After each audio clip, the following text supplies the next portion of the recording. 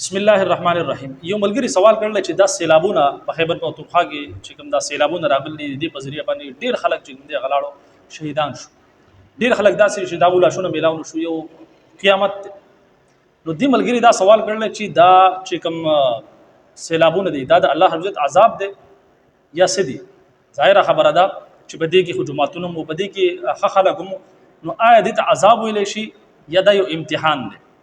دین اسلام شریعت داسو وی چې په دې حواله سره باز خلک داسې وی چې دا عذاب دی د الله رب عزت طرفنا ګناونه زیات شوي دي نو په دې وجه باندې دا عذاب دی. نو آیا واقع دا عذاب دی یا ازمایش دی امتحان دی؟ یاد وساتئ په مسلمان باندې چې کله تکلیف راځي کنه په دې حواله سره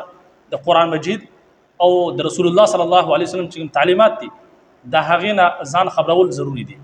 بدقسمتي دغه ده چې موږ نن سبا صرف د نو مسلمانانو موږ ته خپل دین او اسلام شریعت د رسول الله صلی الله علیه وسلم چې تعلیمات دي د هغې نه موږ نه خبره بیا موږ خپل د طرفنا فتوی ورکو چې جناب والا دا د الله د طرفنا عذاب او قهر هغه خلک هغه فیملیانې چې د هغه پوره فیملیانې لاړې غرق شي په دې سیلاب کې دا یقیني طور پر دا داسې خبره کول دا د هغه چې کوم زخمونه دي په هغې باندې د مالګې د دولولو په مطابق دي. څنګه چې ظاهره خبره ده هر یو انسان د خپل ځان باندې دا راولي چې اوس مثال تو پر زمنګا کور والا دغه شانتی لاړ شي په حادثه کې او بیا خلک وي چې دا چې کوم دی د الله رب العزت د طرفنا عذاب نو موږ ته به څومره تکلیف را رسي. بهرحال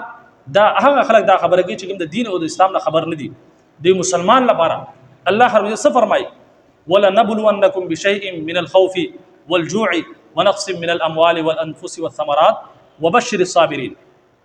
الله رب العزت قرآن مجید کې فرمایي چې زه به ضرور تاسو د لوګي د تندي دغه شانتي د مال جان په نقصان کې به تاسو واچوم تاسو به ازمایم لیکن په اخر کې څه فرمایي چې چا په دې باندې صبر وکړو وبشر الصابرین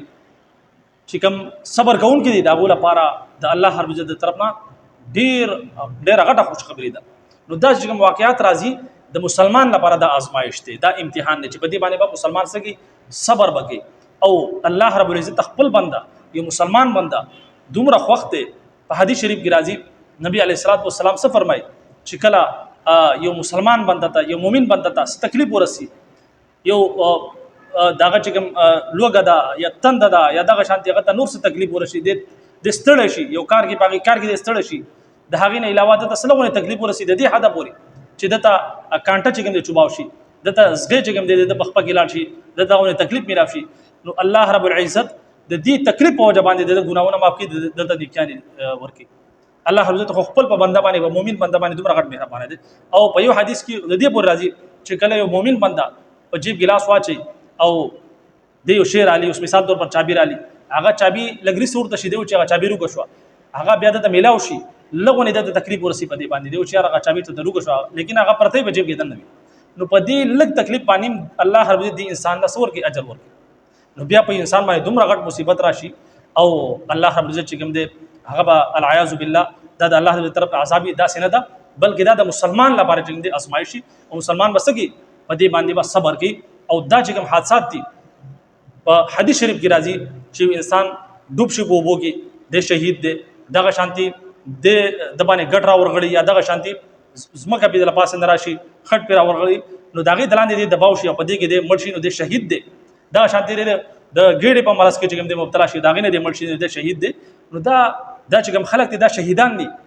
د اسلام پر اسره د رسول الله صلی الله علیه وسلم د تعلیماتو پر اسره دا څومره چې کوم دي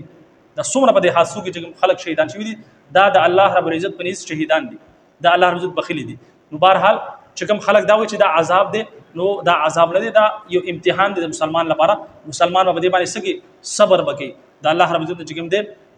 توبه استغفار وکي صبر وکي په دې باندې الله رب العزت وبشر الصابرین دا سه خلق لپاره به الله رب العزت د جنت کوم دی وعده کړل د خوشخبری وعده کړل. بهرحال امید کوم چې کوم خلق په دې حواله سره د غلط فهمي پیلاوي یا د عذاب دی وغیرہ وغیرہ نو هغه له بکاردار چې دا سه غلط خبرې نه کی بلکې ځان نومې د اسلام نه خبر کی او دغه چې کوم قرآن دی چې کوم خلکو په کور کې د حادثات شوي دي خاندانونو ټول د شوي دي شهیدان شوي دي نو د هغه تر په دې غم کې موږ برابر شریک یو او د الله حضرت ته دعا ده چې الله حضرت ته صبر جمیل نصیب کړي او چې کوم شهیدان شوي دي الله حضرت داغو چې کوم شهادت ظاهره خبره ده په حدیث شریف کې راځي چې د او بو چې کوم مړی دی دا شهید دی دغه شانتي په کوم خلکو باندې له پاس نه کوټې راغښتي نو هغه چې کوم دی شهیدان دي نو الله رب عزت هغه سم